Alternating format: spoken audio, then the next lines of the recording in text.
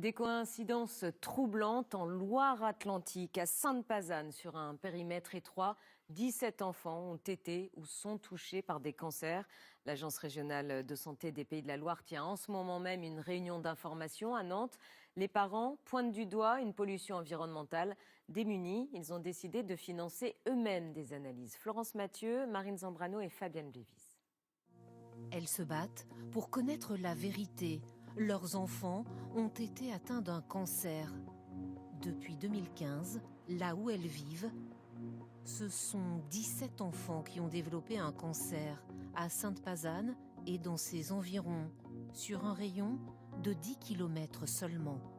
Leur environnement est-il en cause? Séverine Rago a perdu son fils Éloine. Il avait tout juste 12 ans, emporté par un cancer du sang.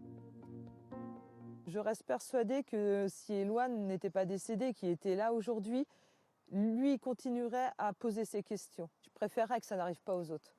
Donc si on peut déjà induire une prévention sur certains facteurs cancérigènes, ça évitera peut-être à d'autres d'être malades. Un laboratoire a été mandaté par un collectif de parents inquiets.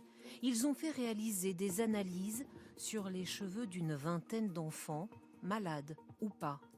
Les résultats qui viennent d'être publiés montrent qu'un tiers des enfants testés présentent un nombre impressionnant de métaux dans l'organisme. On trouve chez certains enfants jusqu'à une trentaine de métaux, un niveau à surveiller à risque qui est pour nous très important. Quand je vois un profil aussi disparate, aussi élevé, ça ne peut être qu'une pollution de l'environnement. Les parents s'interrogent encore davantage. D'où viennent ces traces de métaux en si grande quantité? Les lignes à haute tension, situées à proximité et sous l'école de Sainte-Pazanne, sont-elles en cause?